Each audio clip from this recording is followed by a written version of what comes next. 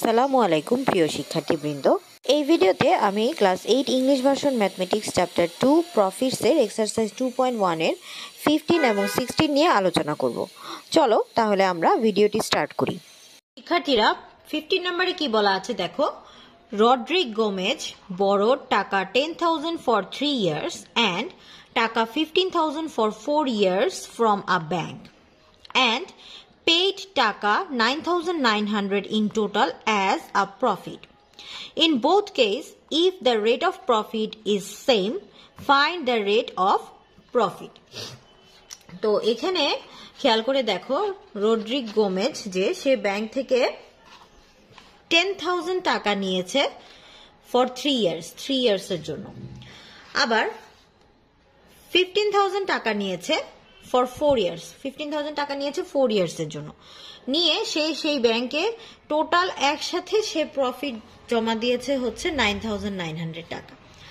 তো in both case if the rate of profit is same, if দুইটা কেসেই, যেমন এখানে 10,000 3 ইয়ার্স এর জন্য এবং 15,000 4 ইয়ার্স এর জন্য, বোথ কেসেই তোমার হচ্ছে কি ছিল, প্রফিট প্রিন্সিপাল যেটা রেট অফ প্রফিট যেটা সেটা কিন্তু সেম ছিল, তাহলে find the rate of profit. Rate of প্রফিটটা আমাদের এখানে বের করতে বলা হয়েছে।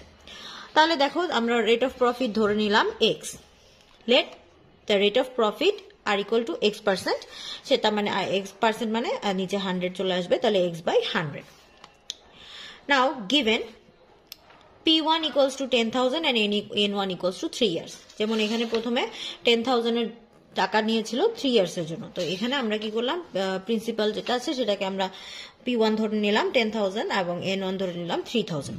তাহলে এখান থেকে আমরা রেট অফ প্রফিট যেহেতু আমরা x% ধরে নিয়েছি, সেই হিসাবে প্রফিটটা কি হবে দেখো, I1 equals to P1 R N1। আর কেন, কারণ দুই ক্ষেত্রেই কিন্তু তোমার কি রেট অফ প্রফিট সেম আছে, এই জন্য আর ধরে নিলাম।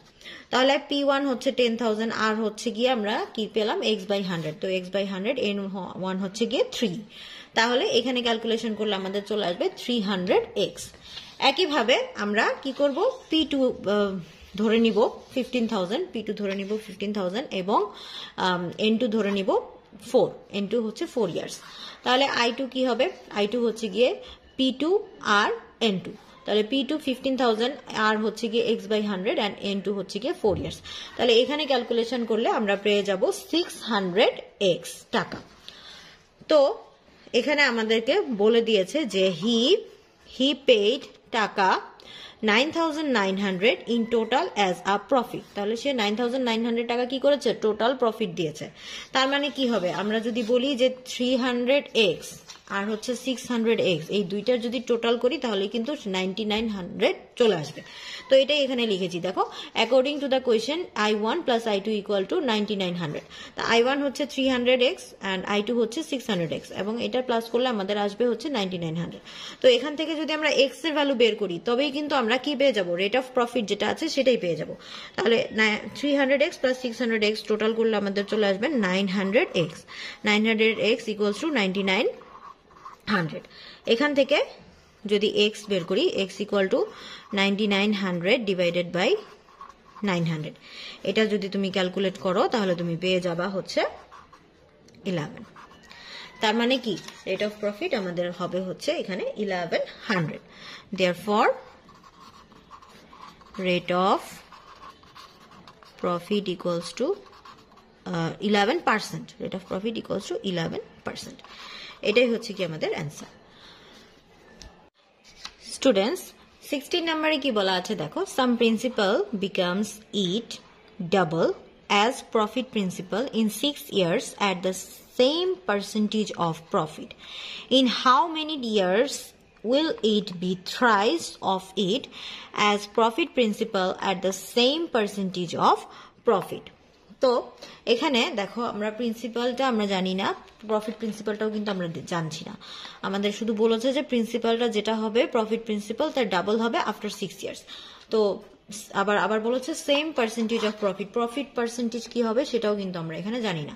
তাহলে আমরা একটা কাজ করব যে আমরা কি করব, প্রথমে প্রিন্সিপাল যেটা আছে সেটাকে আমরা প্রিন্সিপালটাকে আমরা এক্স ধরে নিব, এটাকে এক্স ধরে নিব, এবং প্রফিট প্রিন্সিপাল যেটা আছে সেটাকে আমরা, যেহেতু বলেছে ডাবল হবে, তাহলে এটাকে আমরা 2x ধরে নিব। আর টাইম হচ্ছে 6 ইয়ার্স। এই 6 ইয়ার্স এবং 2x প্রফিট প্রিন্সিপাল থেকে প্রিন্সিপাল x এটা মাইনাস করে আমরা কি করব, প্রফিটটা বের করে নিব আই। তো প্রফিট বের করে নিয়ে আমরা কি করব, পার্সেন্টেজ অফ প্রফিট যেটা আছে, এই যে পার্সেন্টেজ অফ প্রফিট যেটা আছে সেটা হচ্ছে আর বের করে নিব এখানে। বের করে তারপর আমাদেরকে আবার এখানে বলেছে ইন হাউ মেনি ইয়ার্স, তার মানে এখানে কিন্তু টাইমটাও আমাদের জানা নাই এই পরের বারের জন্য। হাউ মেনি ইয়ার্স টাইমটা আমাদের এখানে বের করতে হবে। How many years will it be thrice of as profit principal.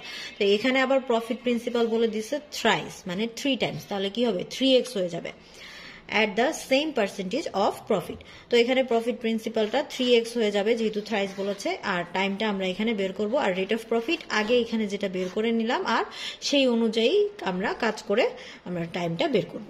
তাহলে চলো এটা আমরা সলভ করি। তাহলে সলিউশনটা একটু দেখো, এখানে প্রিন্সিপাল যেটা আছে আমরা সেটা ধরে নিলাম, let the principal P equal to x টাকা। এটা কিন্তু দুই ক্ষেত্রেই সেম থাকবে।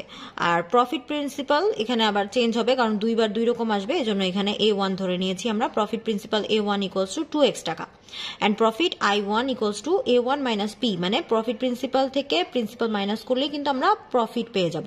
তাহলে কি হলো, profit I1 equals to A1 minus P, অর্থাৎ 2x থেকে x মাইনাস করলে আমরা পেয়ে যাব x টাকা, প্রফিট যেটা পেয়ে গেলাম। আর time N1 equals to 6 years, time এখানে N1 দিয়েছি কারণ পরবর্তীতে আমাদের আর টাইম আরেকটা বের করতে হবে, সেখানে আমরা N2 ধরে নিব। যেহেতু দুইটা ধাপে কাজ করতে হবে এজন্য আমরা একবার 1 ধরে করছি আর একবার 2 ধরে করব। আর প্রিন্সিপালটা আমাদের প্রত্যেক ক্ষেত্রে সেম, সেজন্য এটা আমরা শুধু পি ধরে নিয়েছি। তো রেট অফ প্রফিট এখন আমরা বের করছি। রেট অফ প্রফিটও কিন্তু একটাই আছে, বলেছে যে দুইবারই রেট অফ প্রফিট সেম থাকবে, এজন্য আমি এখানে শুধু আর ধরেছি, R1 বা R2 এগুলো ধরার প্রয়োজন নাই।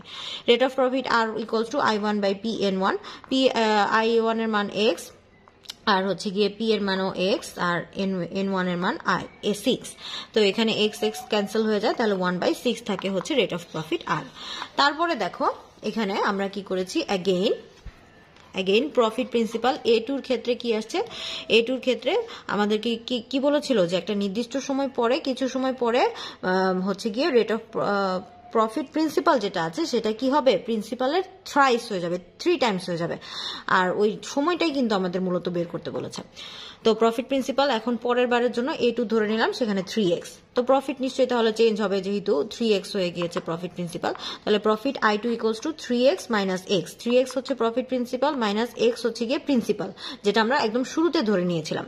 তো 3x থেকে x যদি মাইনাস করো তাহলে তোমার চলে আসবে 2x। তো প্রফিট I2 পেলাম হচ্ছে গিয়ে 2x। এরপরে এখান থেকে আমরা টাইম বের করব, সময় বের করার, টাইম বের করার যে ফর্মুলাটা ছিল সেটা হচ্ছে we know N2 equals to, time বের করার ফর্মুলা ছিল N equal to I2 by PR। তো N2 equals to I2 by I by PR, যেহেতু তাহলে I2 বাই PR, এটা টাইম যেহেতু বছরে আসবে এই জন্য ইয়ার্স।